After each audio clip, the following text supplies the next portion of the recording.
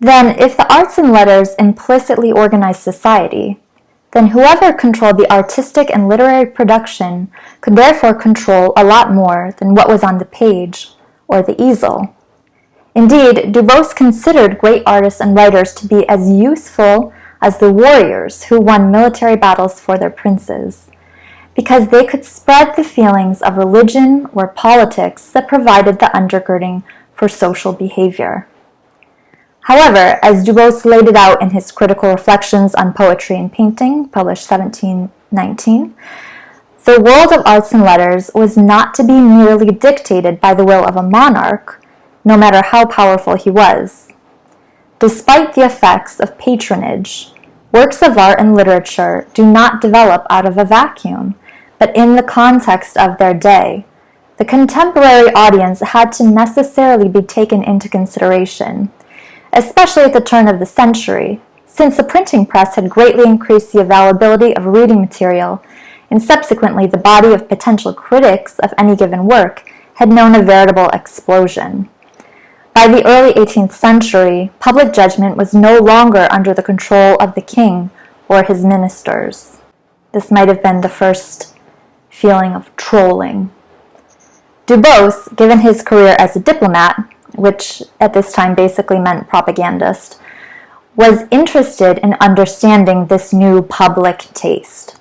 As we mentioned last time, the public in the 17th century was considered to judge according to their senses and their passions, and not their reason.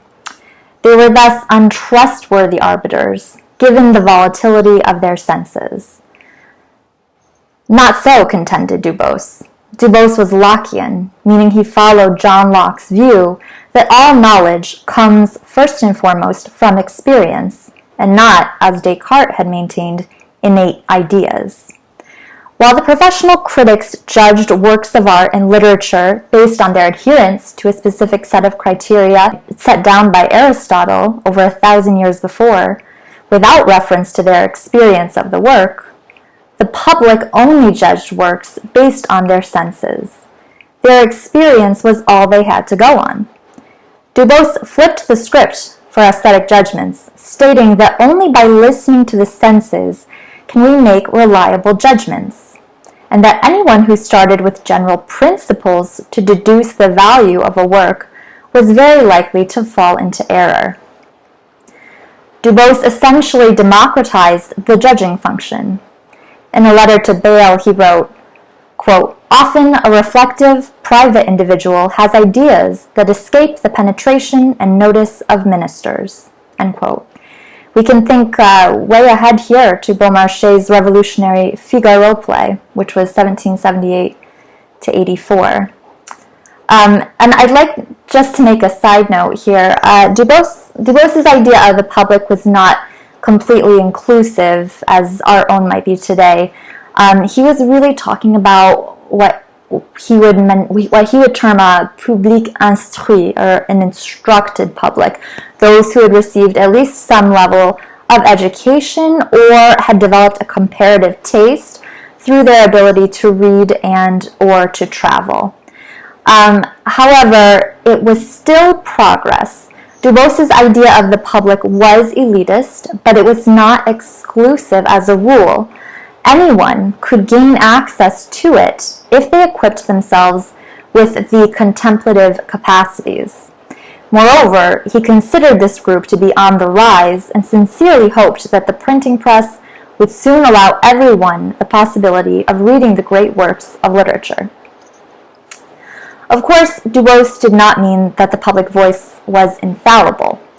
Public taste would depend on many things. During his career, Dubos had traveled all over and become acquainted with the different habits and morals of different peoples. He understood that the taste of each population had to be courted on its own terms. This is the notion of bienséance in French. For example, in his efforts to win public opinion for Louis XIV during the War of the Spanish Succession, he wrote a speech for several different countries. It was the same speech delivered in each country, but without any of the same words.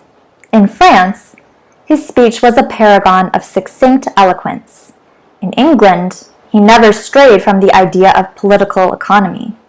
In Italy, he played the part of an outraged priest, describing the desecrations of church altars and the raping of nuns if the English should prevail in their claim over the French. And for Germany, he just went on, with almost no attention to what the French would consider elegance. You see, at this time, climate was considered to produce different ranges of knowledge, concern, and experiences. People from different climates and lands were made up differently, which in turn affected the competence of each people to judge certain works.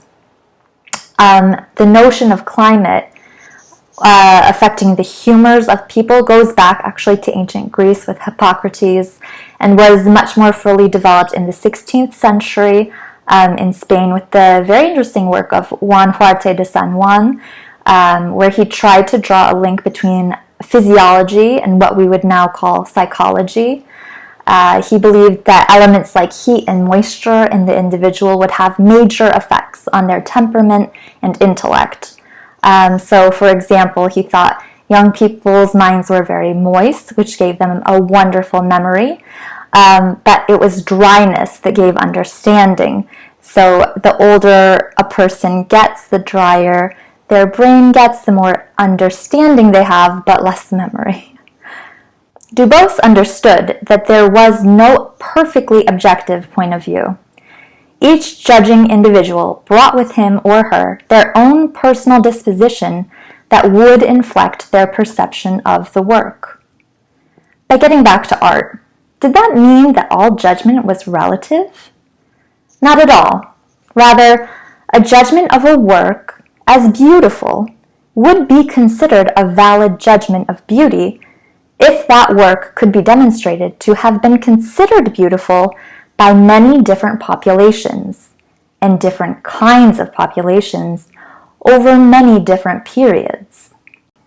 We can think of Homer's Iliad or Brunelleschi's Santa Maria del Fiore, Michelangelo's David, Raphael's Sistine Madonna, Da Vinci's Last Supper, Mona Lisa, etc.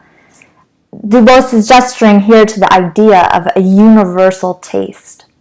He stated that, and I quote, "The uniform testimony of the senses of other men is, after the testimony of our own senses, the most certain means we have to judge the merit of things that affect our sentiment." End quote.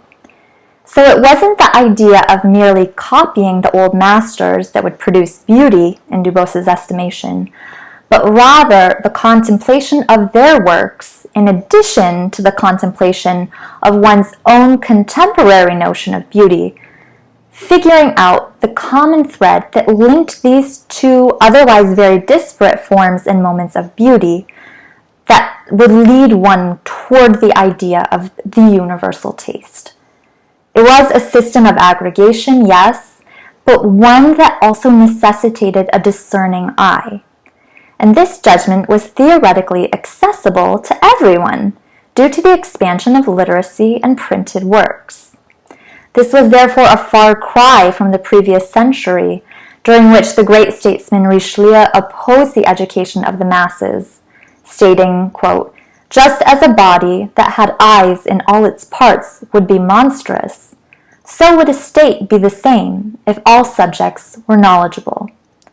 Obedience would be as rare as pride and presumption would be common."